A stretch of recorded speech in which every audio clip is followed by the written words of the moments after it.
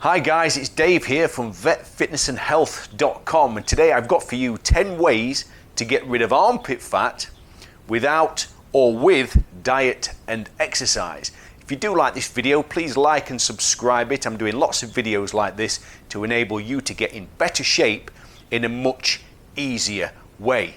Now, armpit fat is kind of ugly, isn't it?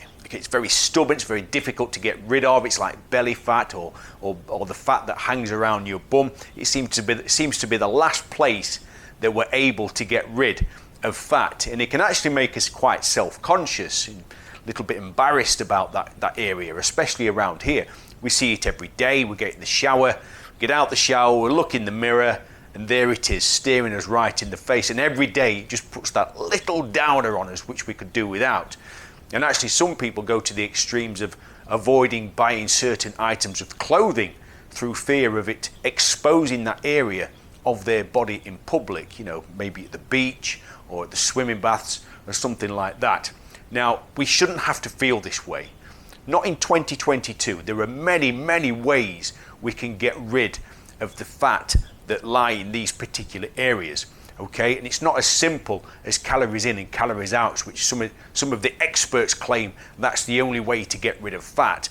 Although that is true, they're not diving deeper into the solution, which is what I'm going to do today. Now, I appreciate not everybody has got time to go to the gym. All right, thinking of a working parent, gets home from work, collects the children from school, gets home, there's meals to prepare, there's housework to do, or whatever it is, and by the time they've finished doing all of their tasks and jobs, it's 8 o'clock in the evening and they've got to be up at 6 o'clock the next day. There's no time for the gym. Okay, so we've got to do these little things in our life, make these little changes that aren't too arduous, that can help us lose fat in that area. And I appreciate also not everybody's got the time for a diet as well. We don't have the convenience of being able to prepare a 400 calorie meal for ourselves and a 700 calorie meal for the rest of our family. We just don't have the time. Now, I've been in this niche for a very, very long time. I've been managing my weight for a long time. I'm a qualified personal trainer. I was a soldier for 25 years, always had to stay in shape, and I've got all these tips and tricks which I can share with you to help you get to where you need to be. Okay, so let's get cracking with the top tips. Watch out for top tip number 10, because top tip number 10 is going to give you the information you need to live a healthier, slimmer lifestyle. Now, tip number 1 is to speed up your metabolism. You may have noticed some people have a fast metabolism, some people have a slow metabolism. People that have a fast metabolism tend to be quite slim. I know people that don't even diet or exercise, they're almost 50 years of age, and they're just slim. They just hate these people where they just stay slim all the time. It's because they have a fast metabolism or a high metabolism. And the reason for that is because they have a high level of brown adipose tissue. Brown adipose tissue determines the rate at which our metabolism burns calories.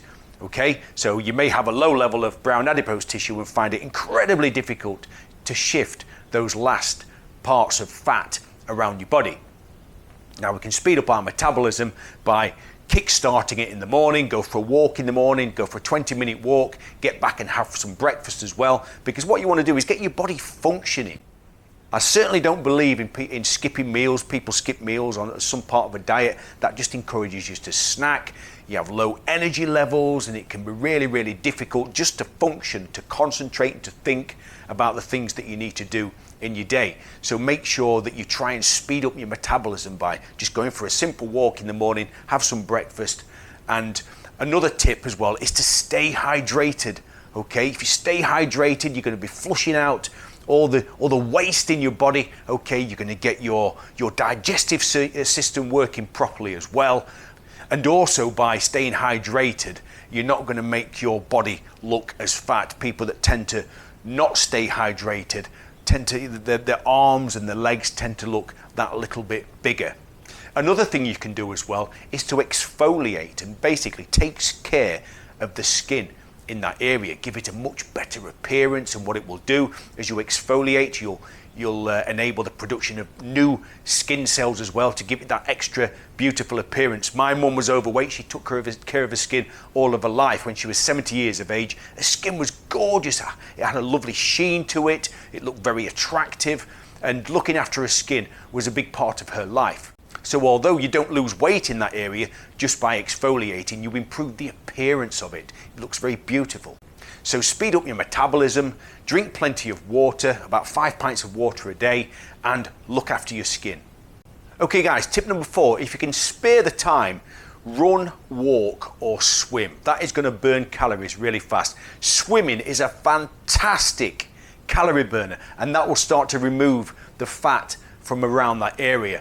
Okay, walking is obviously a great one if you don't have much time, or if you do have the time and you don't like swimming, you're not very good at swimming, go out for a longer walk. And running is obviously going to burn calories as well. And ideally you want to burn calories at your maximum heart rate, okay, which is 220 minus your age. Okay, so the number 220 typed into a calculator, subtract your age from that, that will give you maximum heart rate. And there's a way of working out, which you can find on my website, okay, of how to find the optimum fat burning rate for you.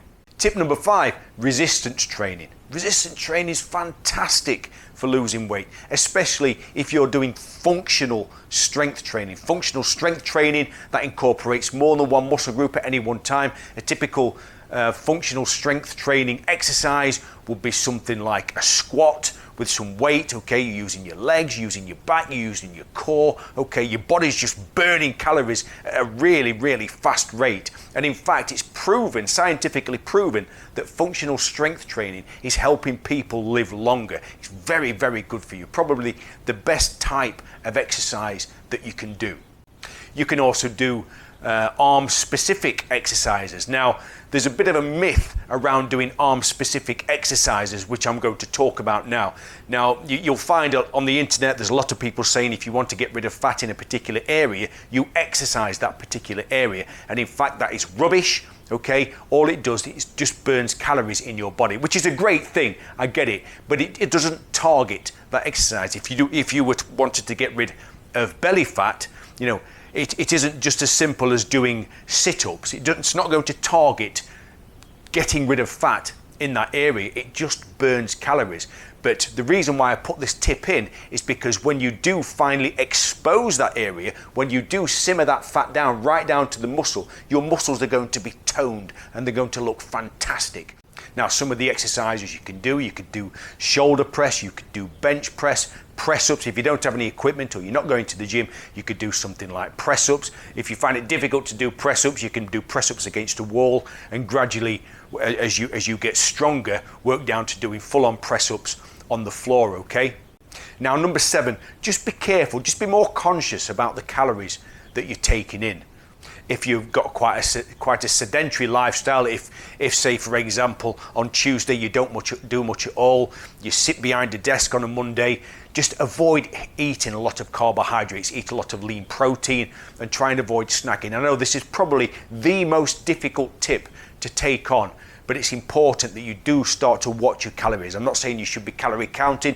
I'm not a calorie counter. I don't like calorie counting at all. I've never done it, and I've always managed to keep the weight off, and I don't have a particularly high metabolism either. Which leads me into tip number 8, eat more lean protein, and it ties into the last sort of tip. If you're eating more lean protein, it's going to keep you fuller for longer. Often for breakfast, I will have eggs in the morning. I had bacon and eggs this morning for breakfast, and it sustains me. It's past lunchtime now, and I'm not particularly hungry. I don't have any hunger pangs. Yesterday, I had some oats for breakfast. I had oats around about 8 o'clock. By 10 o'clock, I was hungry again. And it had the same amount of calories as what I had today. So it's the type of foods that we choose that will determine how hungry we get, or what time we get hungry after we've eaten. Typical lean proteins might be something like a chicken breast, it might be a steak. Try and go for the white meat. Eggs are always a good one as well. And I sometimes have oats with some protein powder, and that sustains me for longer too. Tip number 9, avoid processed foods like the plague. There's lots of hydrogenated fat. I don't know if I've said that correctly, okay, but there's lots of that in there. And basically what that is, that's where, when it's gone into some kind of process in a factory. They've turned a liquid fat into a hard fat, and it's very bad for us. It helps us put on weight very easily, especially in the areas around your bum and your belly and around the underarm as well. So avoid processed foods like all your salami meats and things like that. Tip number 10. This is probably the most important tip you'll get for weight loss, and it's based around carbohydrates. Okay, there's 3 types of carbohydrates. I don't hear this in the weight loss industry as much as we're certainly not hearing it as much as we should. Okay, there's simple carbs, there's complex carbs, and there's complex carbs that are highly nutritious. Now the difference is you've got a simple carb, it's got a very short sugar molecular chain. It might be a soda, it might be some kind of sugar, a syrup. When we consume that, it goes into our blood sugar very quickly and spikes it more or less straight away. And if we don't burn it off straight away, okay, that's going to store fat in the areas where we don't want them storing. It's going to store fat anyway, okay, so it's really, really bad for us. So try and avoid your candies, your sodas, have a Diet Coke instead of a regular Coke and things like that. Now, you've also got the complex carbs, and you've got the complex carbs that aren't particularly nutritious. You've got like sort of white potato, your white flour-based products like your pastries and your cakes, and you've got white rice as well. They're complex carbohydrates, and although they take longer to go into the bloodstream and turn to glucose and spike the blood sugar, they're still not particularly nutritious, and many of them don't have a lot of fiber, and fiber helps us stay fuller for longer. And that brings me into the complex carbs that are highly nutritious, like your greens and your broccolis and your legumes, nuts, loads and loads of highly nutritious complex carbs that are really good for us and keep us fuller for longer. And it's the fiber and the protein that's going to sustain us for a much longer period, and we're going to avoid snacking, okay? There's more of that on my website. I'll leave a link in the description, okay? But top tip number 10, pay close attention to that one. Delve into it, get onto my website and have a look and read about it, right? Because carbohydrates and protein, once you understand those 2 things, you'll be able to tie them into the calories and how easy they are to burn off, how hard they are to burn off, or whatever. Okay guys, that just about wraps it up. The top 10 tips. Pay particular attention to tip number 10.